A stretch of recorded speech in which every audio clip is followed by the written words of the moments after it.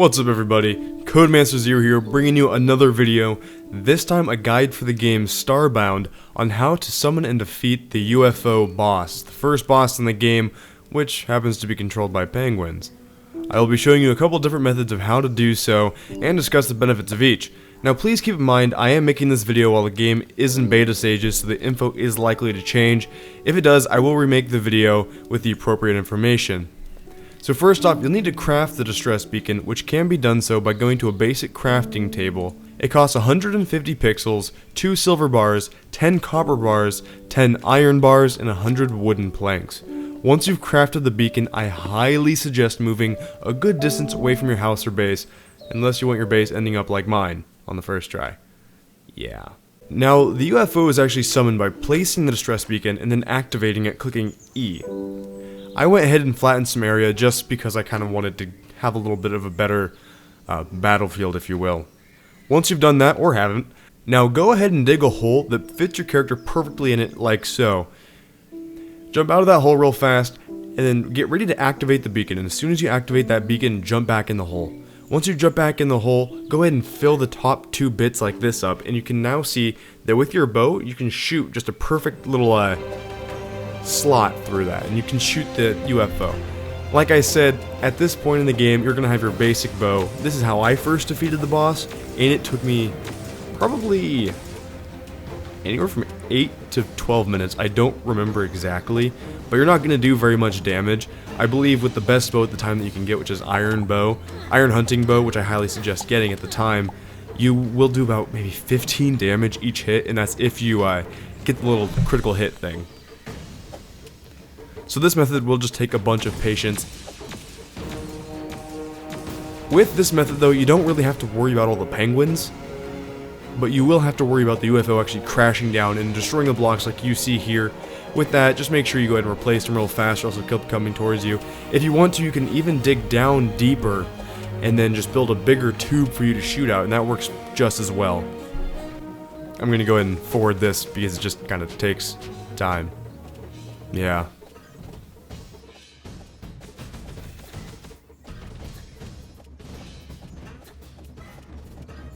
And there you go, that is the first way to defeat this boss.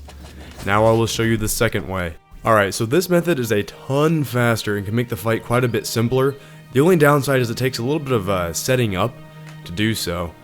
You'll need a melee weapon for this. I'll be dual wielding regular short swords, which I crafted at an anvil for 30 pixels and 10 iron bars each. In order to dual wield, you just put one sword in the left slot at the top and one sword in the right slot at the top here, and then clicking the left mouse button obviously hits with the left sword, right mouse button the right sword, and it will actually increase your damage rate. It's not one of those things that doesn't stack. Right now I'm just clearing the way a little bit to make sure that nothing goes too terribly wrong. And as you see, that little structure that I built to the right, that is the setting up that I was talking about. You'll want to make sort of an upside down bowl shaped thing, and you want it to be pretty thickly layered. The reason you want it to be thick is because the UFO can destroy bricks, and what you're trying to do here is actually capture him. You'll also need to dig a hole that's big enough just for your character to get inside it, and it might need to be fairly deep, but make sure you can get out of it. Now, go ahead and activate the distress beacon, and then get in this hole that you dug over here. You'll need to lure the boss over a little bit. Kinda takes me a while to get him over here. I'm just shooting some arrows, hoping that he'll see me and come after me. The reason you have the hole dug pretty deep is so that he gets closer to you and kind of lowers himself to the floor.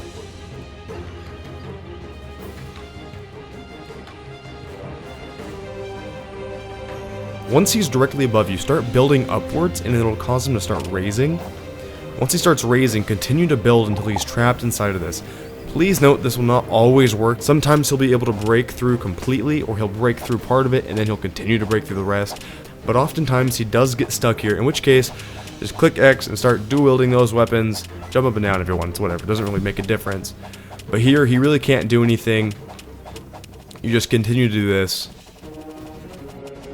Again, I'm going to speed this up just for video purposes. Takes a little while. And there you go. The easier, sometimes, method of killing this guy.